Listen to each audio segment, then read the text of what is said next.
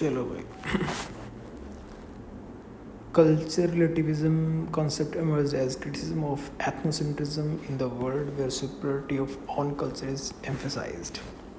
Okay, so आप इसको define करो, इसको ये मत बताओ यहाँ पे कि it is just a criticism of ethnocentrism.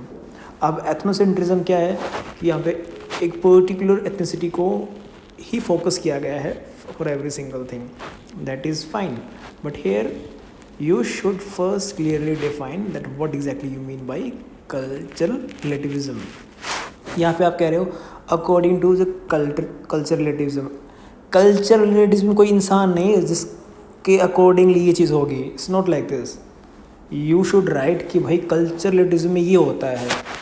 You know, culture relativism means to this and that. You should explain like this कि every culture has its own importance and values. They are outcome of their geography, hence they are given equal person at the global level.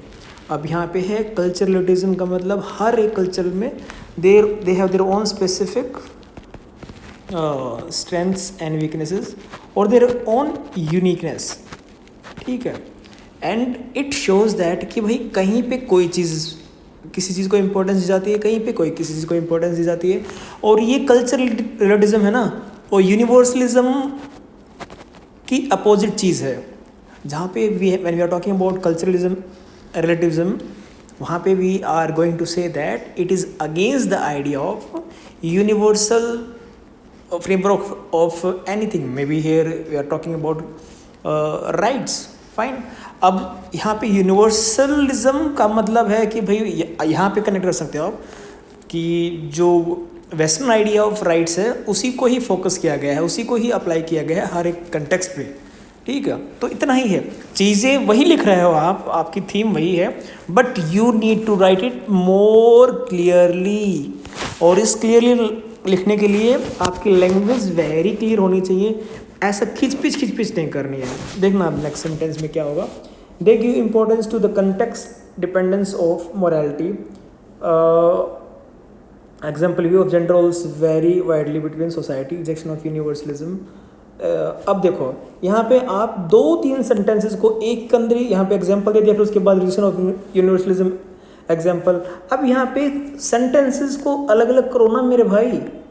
Okay, sentences को अलग अलग करो full stop use करके.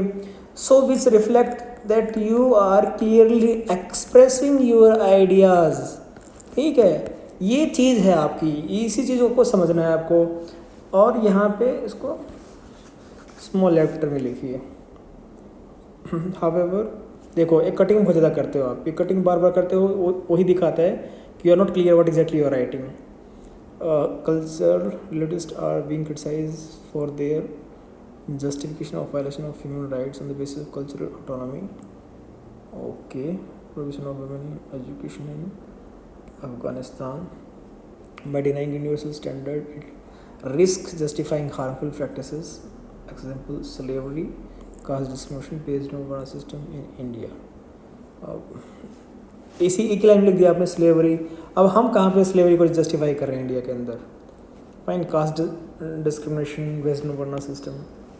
And now we are not justifying caste discrimination as well. Fine. So अब ये example आपका redundant हो गया in present context.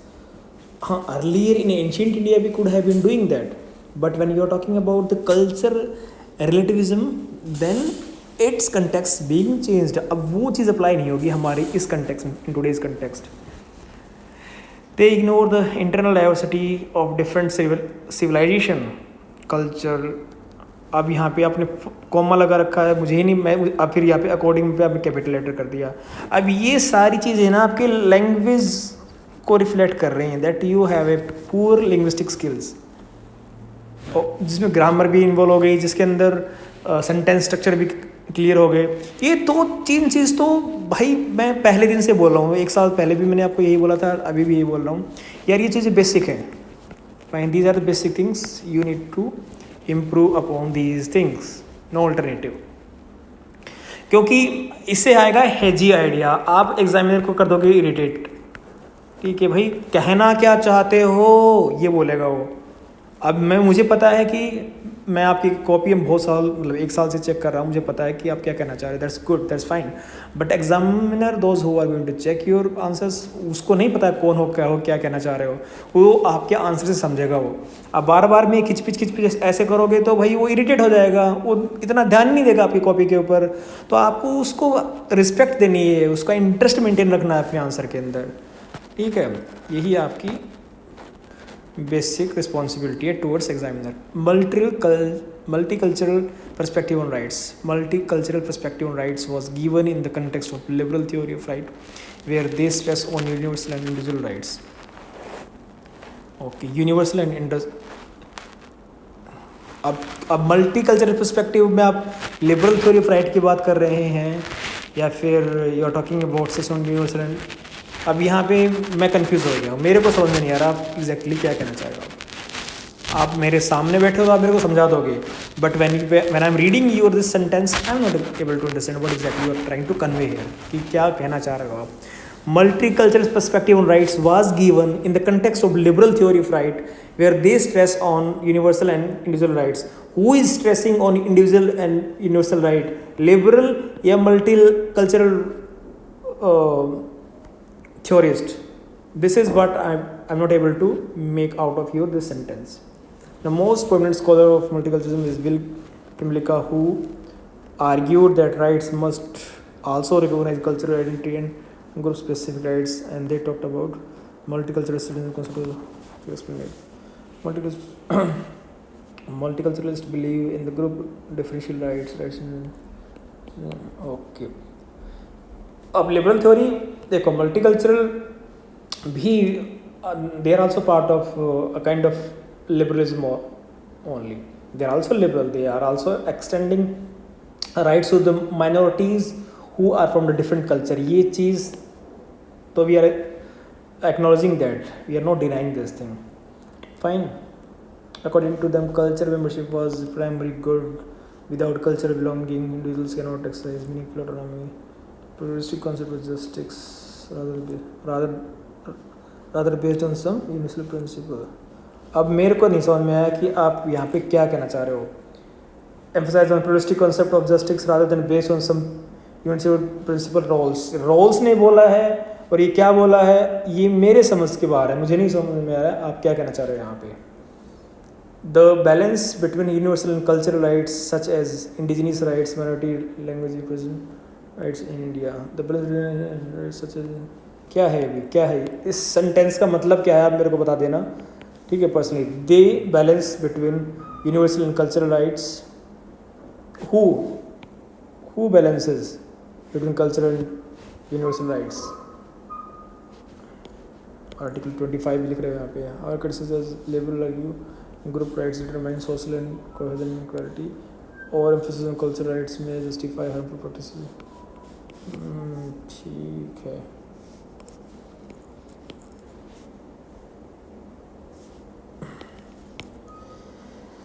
ओके। देखिए, मैं पहले भी बोल रहा हूँ, अभी भी बोल रहा हूँ, आपको एक बेसिक आइडिया तो चीज़ों का आपको है, इसमें कोई डाउट नहीं है। You have a basic idea of things, fine. आप बेसिक आइडिया को, आप सब चीज़ों को लिख रहे हो ना, when you are writing those basic things, वो डिपेंड करता है आपकी बेसिक राइटिंग स्किल्स के ऊपर, कि आपके पास स्किल्स है, you are having that skills, आपके पास वो चतुराई है कि थोड़ी सी बेसिक अंडरस्टैंडिंग को आप प्रॉपरली लिख रहे हो। आपके कंटेंट में इतना कुछ सब्सटेंस नहीं कि आपने कोई बहुत बड़ी थ्योरी मेंशन कर दी क्लियरली, बहुत बड़ी किसी थ्योरीज को मेंशन कर दिया, उसकी आर्ग्यूमेंट्स आपने क्लियरली लिखा है, कोई डायग्राम बनाया, ऐसा कुछ नहीं कर रहे हो, ऐसी कोई स्किल्स नहीं है। बेसिक एक्सप्लेनेशन में ही आप ग्रामेटिकल मिस्टेक्स कर रहे हो, दो तीन सेंटेंस लिख के, एक ही सेंटेंस में लिख के उसके मीनिंग को आप इतना एक्सपेंड कर रहे हो, समझ में नहीं आ रहा है। तो ये चीज़ें हैं, ये इश्यूज़ हैं, you have to acknowledge this thing कि भाई ये इशू है मेरे अंदर, ठीक है। This is the biggest thing and I am not criticising you. मेरा काम है आईना दिखाना, झूठी तसल्ली देना मेरा काम नहीं है। Being a teacher, being an evaluator, this is what I suppose to do, this is what I am doing here. Elitist theory of democracy denies the possibility of rule of people elucidate. अब इसमें elitist theory को explain करना है, Fine, what exactly they are talking about and why they are denying the possibility as rule of people. Possibility as rule of people.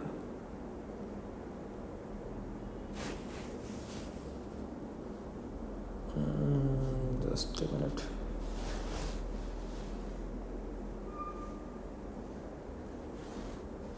Okay.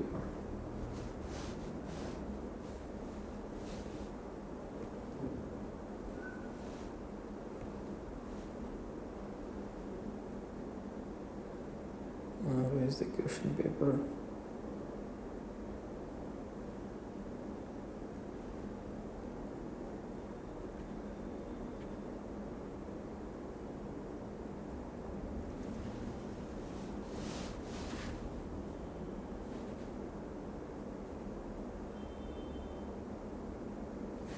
Tildes theory democracy denies the possibility of democracy as rule of people. Illustrate.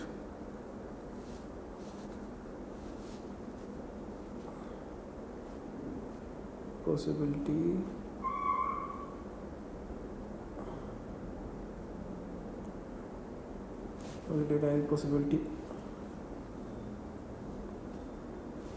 denied possibility of democracy. Possibility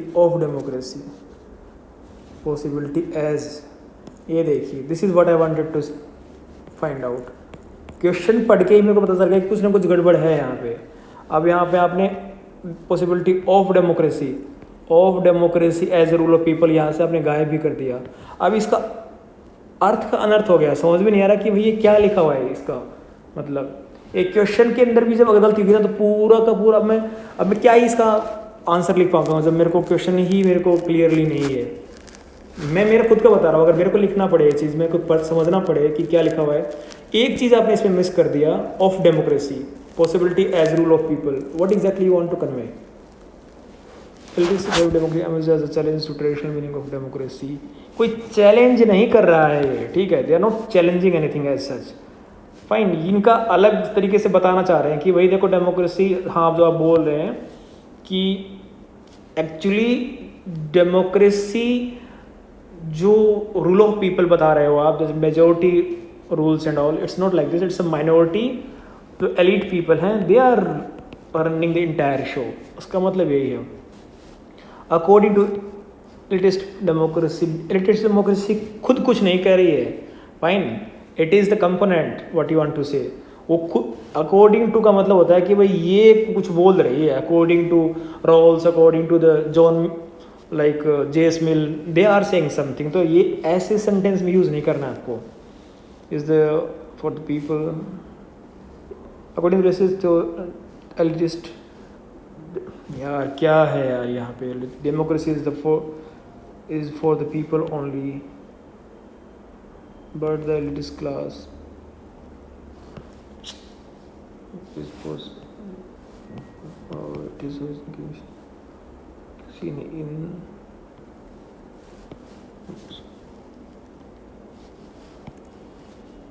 ठीक है. they argue if democracy is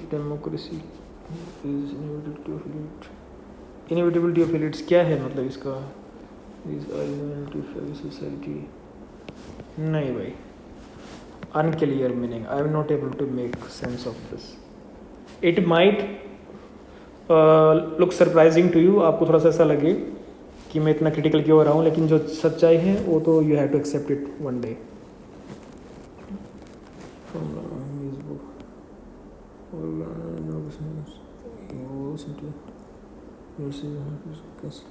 ठीक है, good point. ऐसा नहीं है, आपको basic understanding है, आपको कुछ कंटेंट भी आप मेंशन कर रहे हो. It's I can see that. लेकिन जो ओवरऑल भाई देखो आप कंपीट कर रहे हो यार, ये रिलेटिव कंपटीशन है. आप सिर्फ आपको ये भी एक्सेप्ट करना है कि I have to grow every single day to compete with others. Simple. और अगर अपनी स्किल्स को डेवलप नहीं कर पाए तो फिर और क्या ही सेंस नहीं बन रहा ना. ये call democracy as competition of elite circulates. एक बन गया, दूसरा हट गया, फिर दूसरा आ जाएगा. It's like circulation of elite. Theory, इसमें मासेस का कोई रोल नहीं है, but just they are just mute spectator, elite उनको यूटिलाइज करते हैं।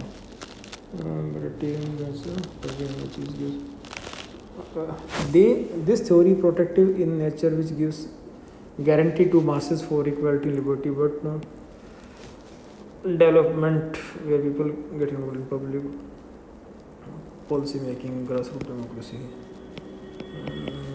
ठीक है लगभग।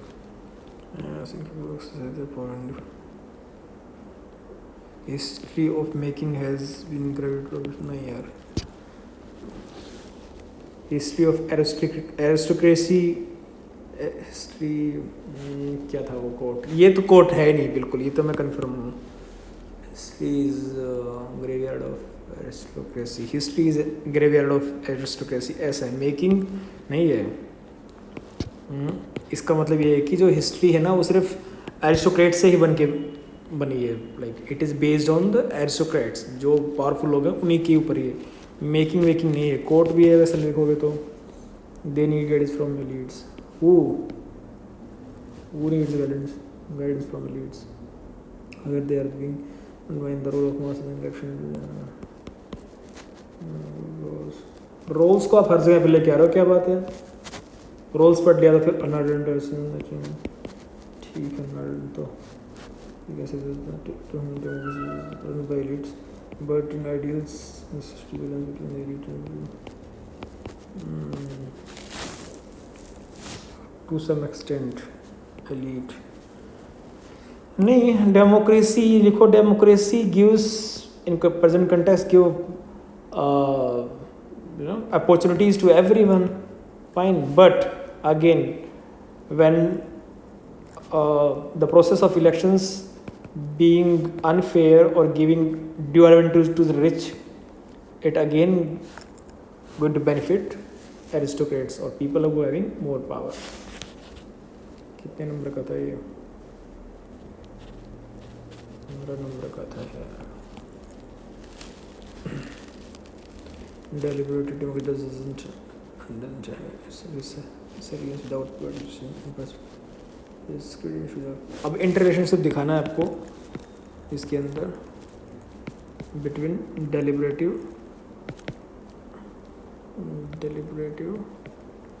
democracy and participative democracy.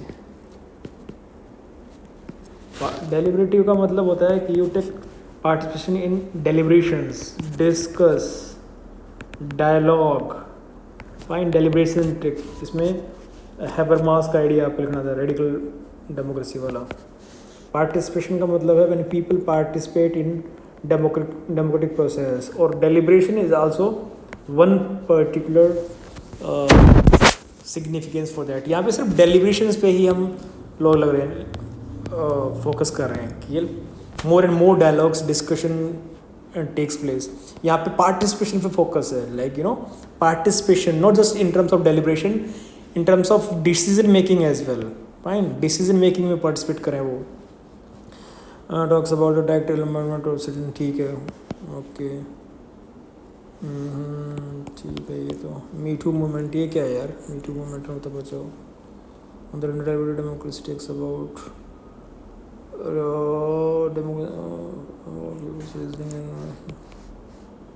Okay, ठीक है, ये भी रिलेवेंट है।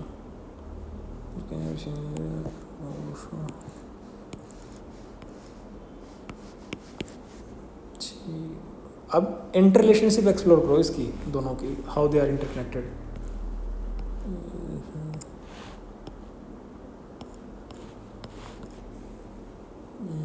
ठीक है, मोहल्ला सभा, बता रहे हैं, देयर आर स्किल डेवलपमेंट, ठीक है, good point.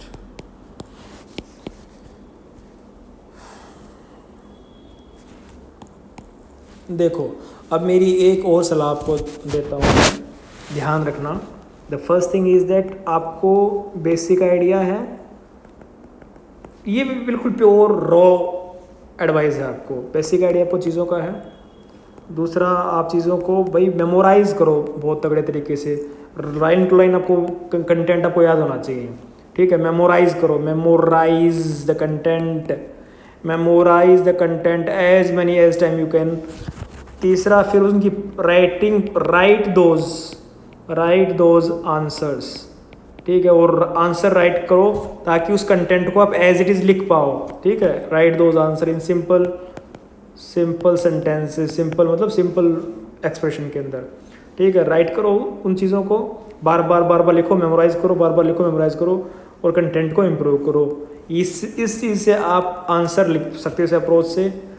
This is the only thing you can do. अगर ज़्यादा क्रिटिकल होने का, ज़्यादा उसका स्कोप करोगे तो बहुत टाइम लग जाएगा। ये एक तरीका है to get out of this thing.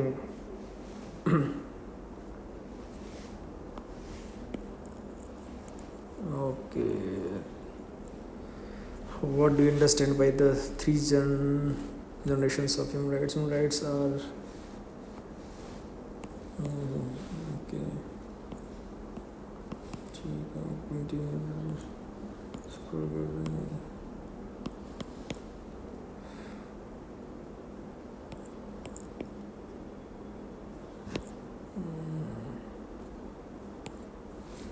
लिख दो ना इसको कि ये भाई लिबरलिज्म से रिलेटेड है, ठीक है। दूसरा सोशलिज्म से रिलेटेड होगा, फाइन। आइडियोलॉजी को मेंशन करो साथ में ही, सोशलिस्ट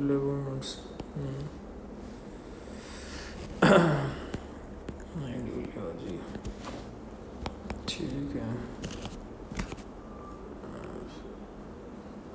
शिफ्टेड, देखो फॉर्म्स लिखा हुआ है आपने, शिफ्टेड फॉर्म्स, फ्रॉम होता है भाई। ये गलतियाँ हैं आपकी, ये छोटी छोटी गलती बहुत ज़्यादा बैड इंप्रेशन लेके आती हैं।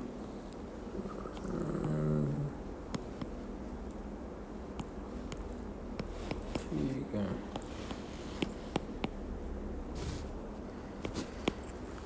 चलो करो इम्प्रूव, ऐसे ही काम चलेगा धीरे धीरे।